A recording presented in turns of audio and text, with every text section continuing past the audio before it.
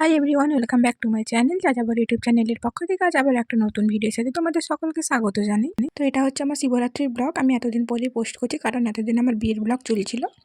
আমার মাসির বিয়ের ব্লগ চলছিল। তো দেখো এখানে ফুল টুল সব কিছু নিয়ে রেডি করে নিয়েছে। এখন গাঁথবো হচ্ছে মালা। তো দেখো তোমাদের সঙ্গে সবটাই শেয়ার করবো। তার আগে কি করতে হবে, এই ফুলগুলোর থেকে ছাড়িয়ে নিতে হবে ভালো করে, কারণ ওর ওপরের যে অংশটা থাকে ওইটা দিয়ে আমি মালা গাঁথবো না, ভেতরের অংশটা দিয়ে মালা গাঁথবো।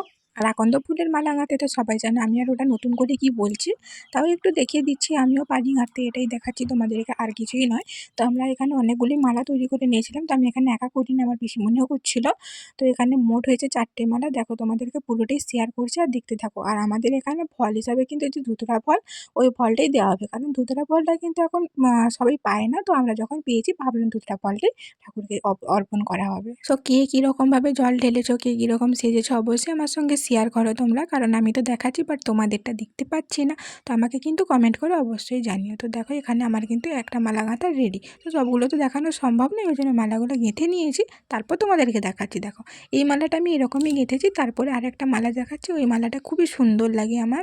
এই যে দেখো এই মালাটা হচ্ছে সবার মুখ একদিকে আছে, আর একটা এরপরে যেটা গেঁথেছি ওর মুখটা হচ্ছে, ওর মুখ আর পেছন দুটো আলাদা আলাদা আছে। তো দেখো এরকম, এটা অনেকটা সে ফলের মতন দেখাচ্ছে, তাই না? খুব সুন্দর লাগছে। তো আর মালা আর কি বলবো বলো, ফুলের মালা মানেই দেখতে সুন্দর। তো সবগুলো ঠাকুরকে দেওয়া হবে। তো এখানে আমি, মা, পিসিমণি তিনজনেই দেবো ওই জন্য। আর একটা ছোটো ঠাকুর আছে আমাদের বাড়িতে, ওটাতে আমি দিই, আমি পুজো করি ওটাতে।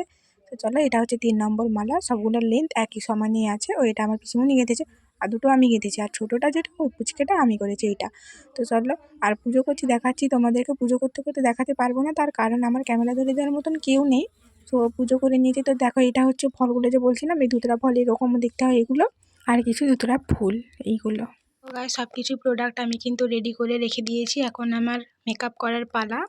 তো সব কিছু আমি এরকম করে বার করে রেডি করে রাখি, যাতে পরে খুঁজতে না কোনো রকম অসুবিধে হয়। সো চলো আমি রেডি হয়ে তোমাদের সঙ্গে দেখা করব। তো খুব একটা আমি লাউড মেকআপ করিনি, জাস্ট হালকা ন্যাচারালি রাখার চেষ্টা করেছি। তো দেখো, আর আমি কিন্তু এরকম টপস কানের পরি না। আমাকে কানেরগুলো পরে কীরকম লাগছে সেটাও কিন্তু আমাকে জানাও কমেন্ট করে। তো চলো এখন মন্দিরে গিয়ে তোমাদের দেখাচ্ছি। তো মন্দিরটা কিন্তু ছোট, বাট ভিড় হয়েছিল খুব বেশি, ওই জন্য তোমাদেরকে ভেতরটা দেখাতে পারছি না।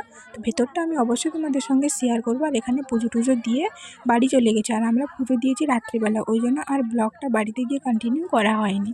ওই জন্য মানে কী বলো তো, একটা টায়ার্ডনেস ডাকছিল। মানে আমিও তো উপোস করে আছি, তাই না, সারাদিন। তো আমরা নির্জলা উপোস করি, তাহলে ভাবতে পারছো। আর এখানে এসে একটু আমি তোমাদের দেখিয়ে দিচ্ছি, যেহেতু আমার ক্যামেরা ধরে দেওয়ার মতন কেউ নেই। আর এই যে দেখো এই পাশে হচ্ছে আমাদের ভোলে বাবা।